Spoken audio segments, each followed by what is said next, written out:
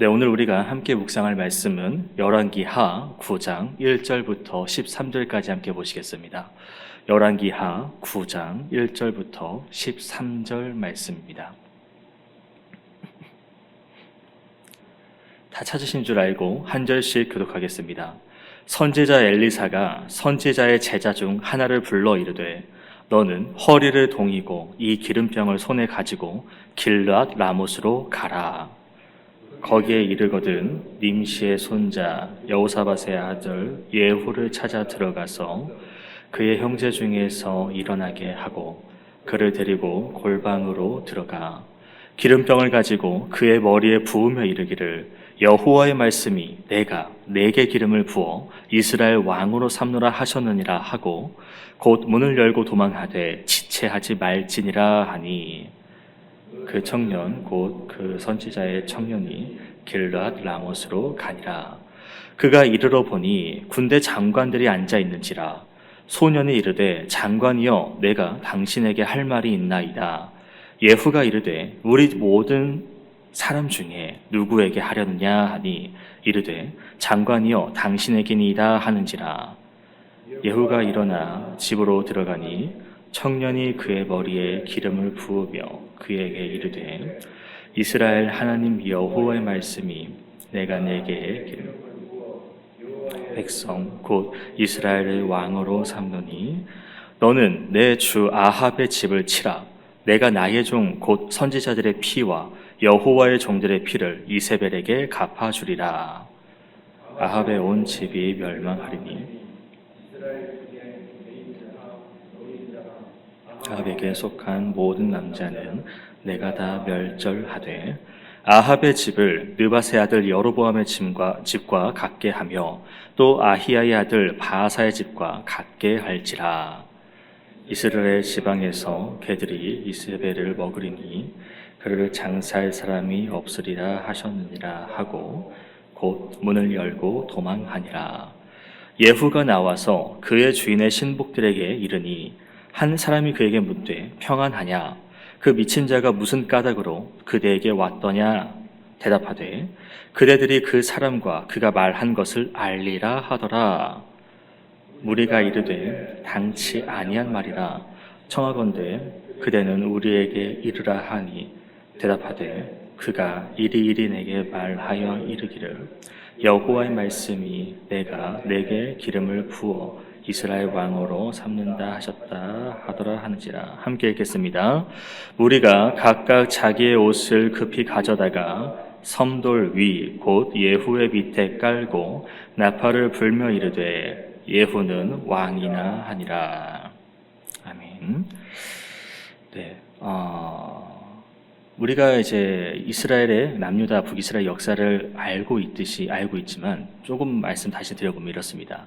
이제 북이스라엘은 이제 여로보암의 죄라고 해서 이제 악한 여호와께서 보시기에 악한 우상 숭배 등의 죄들을 계속 지어 왔었고, 그나마 남유다는 이제 다윗의 길을 걸어가는 그나마 선한 왕들, 그나마 신앙의 절개를 그런 지켜왔던 왕들이 있었기 때문에 나름은 그래도 하나님 뜻대로 살아가는 그런 길로 나아갔다고 그나마 좀 평가를 할 수 있겠습니다.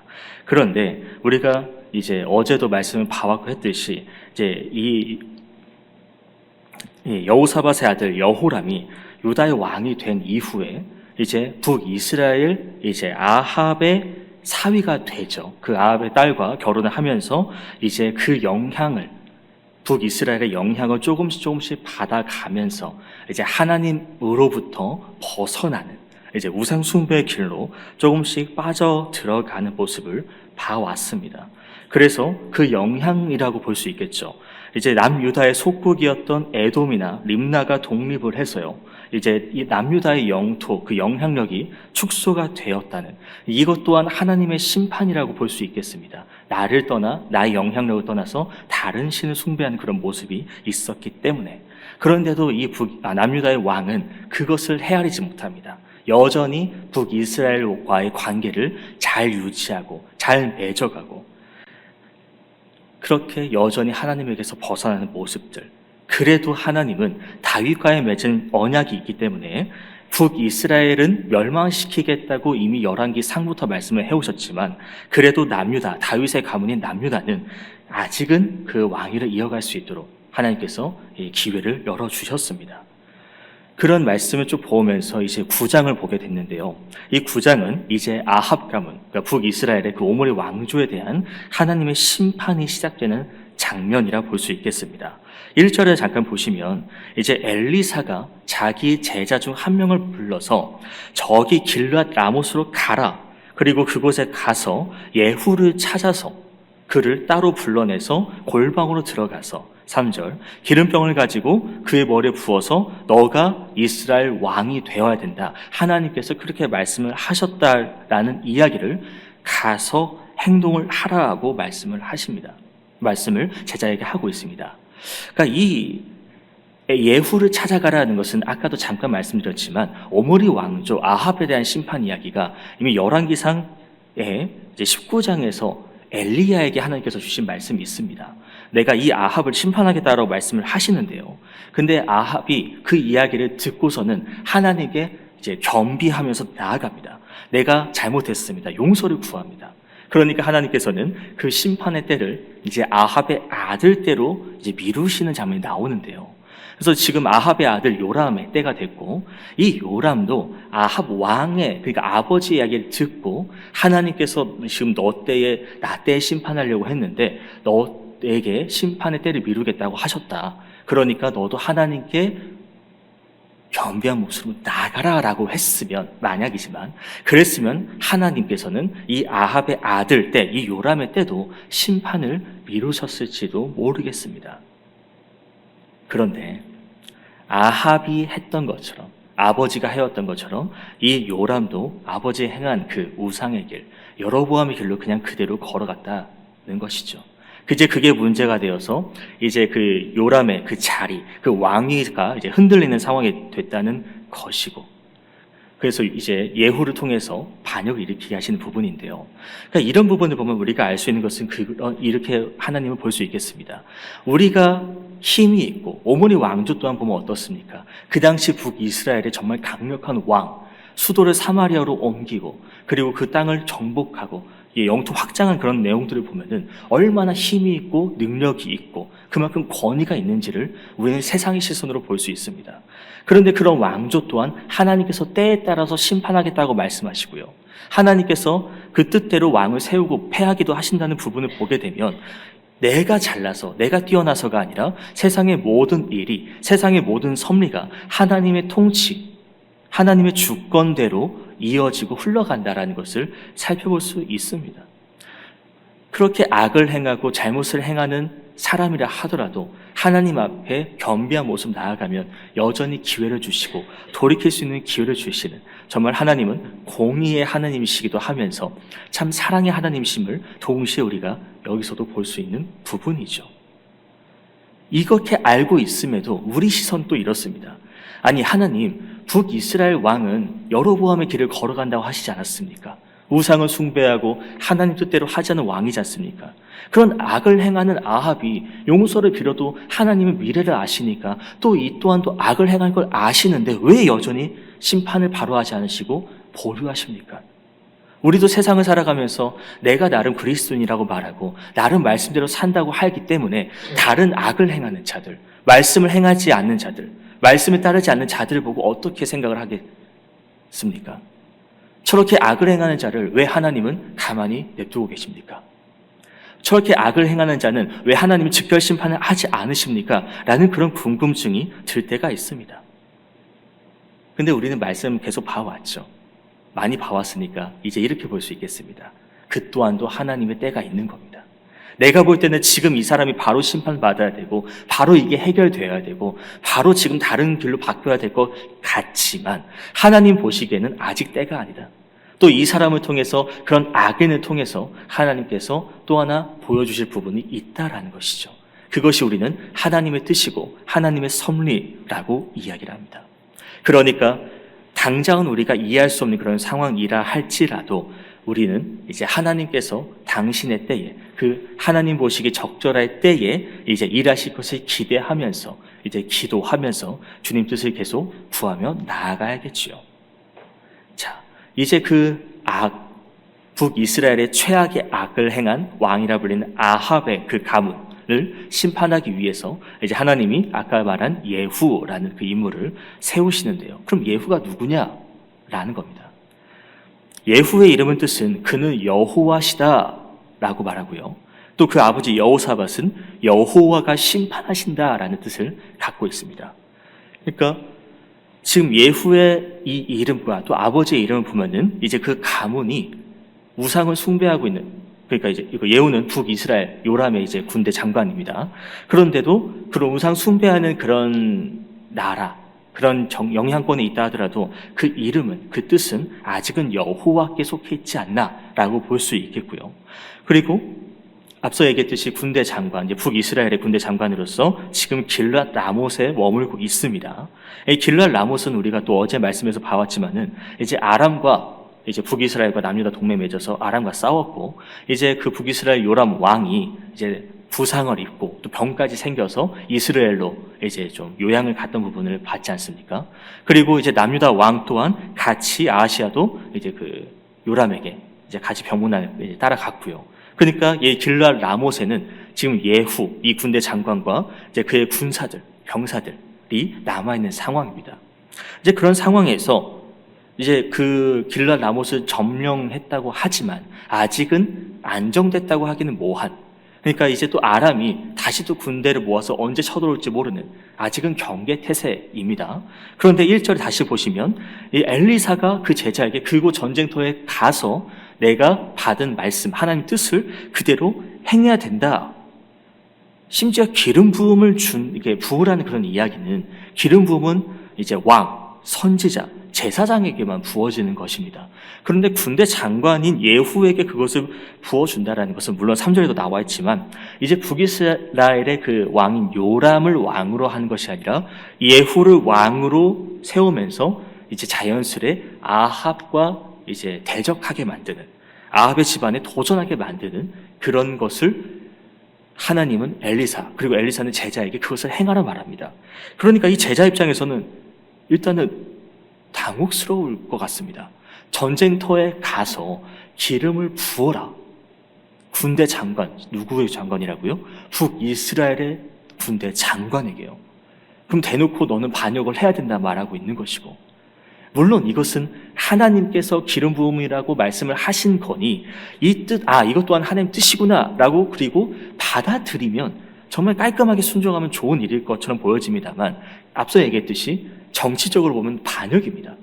그러니까 이것을 아합의 집안에서 이 얘기를 들으면 어떻게 반응하겠습니까? 하나님께서 이제 이 예후에게 기름을 부어주셨으니 그러면 나는 이제 왕위 자리에서 내려가서 예후를 왕위에 올려야 되겠구나. 이제 예후야, 너가 이제 오므리 왕조 다음으로 너가 새로운 왕조를 이어서 너의 왕국을 이끌어 나가라 라고 그것을 바로 양보할 수 있겠습니까?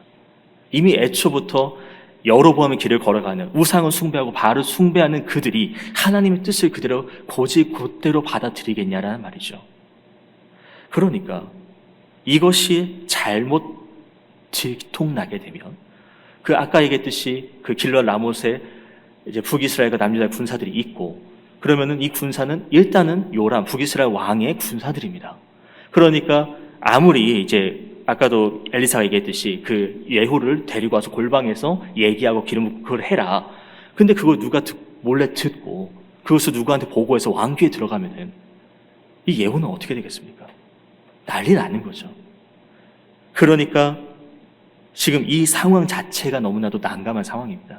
이 선지자의 제자가 그것을 가서 얘기했을 때 내가 자칫 잘못하면은 이 반역을 일으키게 되는 주동자가 되는 것이고, 그러면 이제 그 안에서 전쟁이 일어나거나 혹여 그 요람 왕을 따르는 군사가 나를 잡아서 죽일 수도 있는. 그러니까 이제 엘리사도 그런 말을 하는 거죠. 그 얘기 다 하고 기름 부음 다 하고 하나님 뜻 알려줬으면은 곧 바로 문을 열고 도망가라. 괜히 그 자리에 구설수에 올라가지 말고 문제의 중심에 속하지 말고 그냥 빨리 도망가라. 그러니까 이런 말을 들음 자체가 이 청년 입장에서는, 선지자 제자 입장에서는 참 난감한데도 그래도 4절 순종합니다. 그러니까 이것을 보면 우리가 하나님 말씀 들을 때에 어떻게 반응하는지도 한번 생각해 볼 수 있다는 것이죠. 하나님께서 나에게 이것을 하라 그랬을 때 그것을 내가 할 수 있는 일이면 당연히 아멘하고 받아들일 겁니다. 그런데 혹여라도 자칫 잘못하면 내 목숨이 위험할 수도 있는 상황이고, 자칫 잘못하면 엄청 큰일이 일어날 수도 있는 그런 상황입니다. 근데 그럴 때에 제가요? 왜 하필 납니까? 1절도 다시 볼까요? 선지자 제자 중 하나입니다. 왜 하필 내가 선택돼서 내가 그 자리에 불림받아서 왜 이 이야기를 듣고 내가 하필 이 역할을 맡아야 되는 겁니까? 라는 생각을 할 수도 있겠지만, 우리는 여기서 내 모습을 다시 되돌볼 수가 있다는 것이죠. 내 아내를 위해서 그런 위험한 일을 안 하겠다고 하진 않는지, 아니면 주님 뜻이라면 어떤 일이라고 하더라도 아멘 하고 순종하겠다고 나아가고 있는지를 먼저 생각해 볼 수 있겠습니다. 자, 이제 선지자 제자 말 듣고요. 엘리사 말 듣고 길르앗 라모스 갑니다. 그래서 했던 말들을, 엘리사가 했던 말들을 그대로 다 합니다. 예후 찾아가지고요. 예후를 골방으로 데리고 가서 이제 기름병에 기름을 그의 머리에 붓고요. 그리고 여호와 말씀이 내가 내게 기름을 부어 이스라엘 왕으로 삼노라. 그리고 7절 보시면 뭐라 되어 있습니까? 예후 너를 이제 북이스라엘 왕으로 끝나는 게 아니라 너의 주인, 너가 섬기는 그 주인인 아합의 집을 치라 라고 이야기합니다. 그 이유는 또 바로 나오죠. 하나님의 종, 그 선지자들의 흘린 피를 갚아주기 위함이라고 말씀하고 있고요. 그리고 또한 아까 열왕기상 19장에 말씀드린 것처럼 그 아합의 가문을 심판하시기 위함이었고요. 또 이 아합이 우상 숭배하면서 하나님의 사람들, 선지자들을 얼마나 많이 죽였습니까? 그 이세벨을 통해서 얼마나 많이 죽어나갔습니까? 그러니까 이 아합 집의 모든 남자들을 다 멸절할 수 있도록 예후야 너가 그것을 해야 된다라고 이제 한 선지자의 제자가 이제 하나님의 말씀을 대신 전하고 있죠. 어떻게 멸절해야 되느냐? 여로보암의 집과 바하사의 집, 우상 숭배와 이제 그 악행을 저지른 그들의 집처럼 이제 아합 집 또한 다 멸절을 시켜야 된다라고 말하고 있고, 그리고 이제 예후 너가 해야 될 것은 아합과 이세벨에게 저주한 대로 이스라엘의 개가 이세벨을 먹도록, 그의 시체를 장사할 사람이 없도록 다 그렇게 멸절을 해야 된다라는 이야기를 예후에게 전달을 하고, 그리고 이 선지자의 제자는 그대로 문을 열고 도망합니다. 자, 예후가 군대 장관이라 말씀드렸습니다. 북이스라엘 요람 왕의 군대 장관입니다. 군 사령관입니다. 그런데 그 사람을 하나님께서 택하시고 왕으로 세우셨다는 것은 우리가 전혀 생각할 수 없는, 납득할 수 없는, 이해할 수도 없는 그런 방향으로 하나님께서는 그런 방법 쓰시고 그런 사람들을 세우시면서 당신의 뜻을 이뤄 나가신다는 겁니다. 예후도 이런 일을 자기가 할 거라고 생각을 했겠습니까? 몰랐죠. 근데 하나님이 하시니까 그대로 받아들인 장면을 우리가 또 읽어봤지 않습니까? 이처럼 예후에게 사명을 주신 것처럼 우리 각자에게도 하나님은 사명을 주셨다는 겁니다. 어떤 역할이든 어떤 일이든 말이죠. 그럼 그 내가 하고 있는 일, 내가 담당하고 있는 그 역할이 하나님이 주신 것이라고 믿는다면, 하나님께서 우리에게 왜 그 자리와 그 역할을 맡기셨는지를 생각을 해본다면 우리는 그것을 하나님께 다시 한번 물어봐야 되겠죠. 하나님, 왜 내게 이 자리를 맡기신 겁니까? 또 그것을 내가 이해할 수 있는 단계가 됐다면 우리는 그 자리에서 또 이해하고 행동할 수 있는 그런 자세가 갖춰져야 될 것입니다. 자, 제자가 도망갔다고 말씀드렸고요. 이제 11절, 12절을 보면은 예후가 이제 돌아옵니다. 예후가 아까 그 회의하고 있었죠. 이제 돌아와서 이제 그 왕의 신하들, 그 신복들이 예후가 들어온 곳을 보고 이제 물어봅니다. 그 미친 사람이 왜 갑자기 당신을 찾았느냐? 그러니까 왜 미쳤냐라고 생각해보면 이렇죠. 지금 군대 장관들이 있고 군 회의 중입니다. 전쟁 지역입니다. 그런데 이렇게 민간인이 와가지고 갑자기 예후를 불러가지고 내보낸 거 보면은 무슨 배짱으로, 뭐 예후를 아는 사람도 아니죠. 예후와 안면이 있는 것도 아닙니다. 그런데 갑자기 와서 예후를 불러내가지고 뭐 혼자 따로 얘기하고 왔으니까 이거는 제정신이라고는 볼 수 없는 상황입니다. 근데 예후가 또 갑자기 이런 말을 합니다. 그 사람과 그가 말한 거를 당신들이 알고 있지 않느냐. 생각해보면 이렇죠. 이제 예후가 나갔으니까 그럼 도대체 무슨 일이냐 궁금해가지고 뭐 부하를 하나 불러서, 사람을 불러서 쟤 무슨 얘기하는지 한번 듣고 와봐라. 한번 몰래 좀 듣고 와봐라 라고도 볼 수 있겠고, 혹은 이제 그 엘리사가 보낸 선지자 제자니까, 그러니까 뭔가 선지자다운 모습으로 이제 보였을 것이고, 그러니까 선지자 하니까 그러면 하나님의 사람이 왔다는 것이고, 그러면 뭔가 하나님께서 예후에게 하신 말씀, 선지자가 하나님께 말씀 듣고 예후에게 무슨 말씀을 하실까? 어떤 하나님 뜻이 주어졌겠구나. 그러면은 약간은 혹시 무언가 이제 기대하는 바가 있었다라고 볼 수 있겠죠. 그런데 일단은 그들은 뭐라 답하지 않고 12절에 나 모른다. 나는 이렇게 모르니까 그래도 알려달라라고 말합니다. 그래서 예후가 하는 말이, 하나님께서 그 선지자를 보내서 하나님이 나를 이스라엘의 왕으로 삼는다 하셨다라고 그런 이야기를 합니다. 자, 다시 말씀드립니다. 기름 부음을 받았다는 것은 왕의 자리, 왕이나 선지자, 제사장 중에 하나라는 것을 말씀드렸습니다. 그러면은 이 예후가 군대 장관인데 선지자나 제사장이 될 리는 없고, 그러면 왕이라고 볼 수 있겠는데, 자, 지금 이 군사들은 누구의 군사입니까? 요람 왕의 군사입니다. 왕의 군사입니다. 근데 왕의 군사 앞에서 내가 왕이 될 상이다, 내가 왕이 될 것이다 라고 말하고 있습니다. 그러면 보통의 왕의 군사의 반응이 어떻게 됐습니까? 당신 제정신이니까 라고 나오겠죠. 당신은 왕의 부하입니다. 근데 내가 왕이라고 말한다는 것은 지금 반역을 일으키려고 하는 겁니까? 그러면 그 예후를 잡아서 왕에게 바치면은 오히려 자기가 왕의 신임을 받을 수도 있고, 오히려 혹은 그 상으로 이제 그 예후의 자리에 올라갈 수도 있었을 겁니다. 그런데 예후가 그런 위험을 생각을 안 했을까요? 그런데도 이렇게 그 왕의 신하들, 그러니까 그 사령관들 앞에서 이런 말을 했다라는 것은 또 이렇게도 볼 수 있겠습니다. 지금 이 군사들이, 이 지휘관들이 지금 요람 왕과 사이가 안 좋은 거죠. 이 지금 오므리 왕조에 대한 불만들이 조금씩 쌓여왔었고, 그러니까 예후가 내가 하나님께 기름 부음은 이제 이스라엘 왕이 될 사람이다라고 말했을 때도 13절에 보면 뭐라 되어 있습니까? 12절부터 보시면은 그들이 그 예후의 말을 듣고 13절, 각자 옷을 가져다가, 천천히 가져온 것도 아니고 급히 가져옵니다. 급히 가져와서 섬돌, 돌 계단입니다. 돌 계단 위에 이제 그 예후가 있는 그 밑에 깔고 예후를 그 위에 올리고 모시고 나팔을 불면서 예후는 왕이다라고 말합니다. 그러니까 요람 왕에 대한 충성심이 지금 전혀 없는 상황인 것이고, 그러니까 하나님께서 예후를 통해서 이제 요람 왕을 무너뜨릴 것이라는 것에 대해 받아들이는 것이 너무나도 쉽게 받아들이고 쉽게 납득했고, 이 또한도 하나님의 섭리라고도 말씀드릴 수 있겠습니다.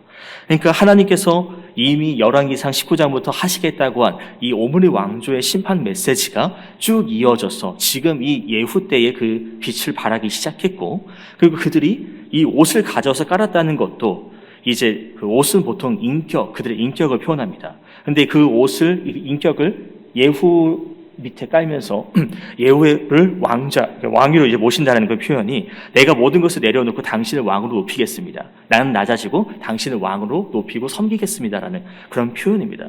그러니까 아무리 그들이 요람 왕, 자기가 일단은 겉으로 보이는 왕이 있다 하더라도 그 왕에 대한 충성심 전혀 없고 순종하지 않고, 얼마나 요람에 대한 그런 불만이 쌓였으면 이렇게 예후가 여호와 이름을 선포했을 때 바로 아멘하고 받아들일 수 있었냐라는 것이죠.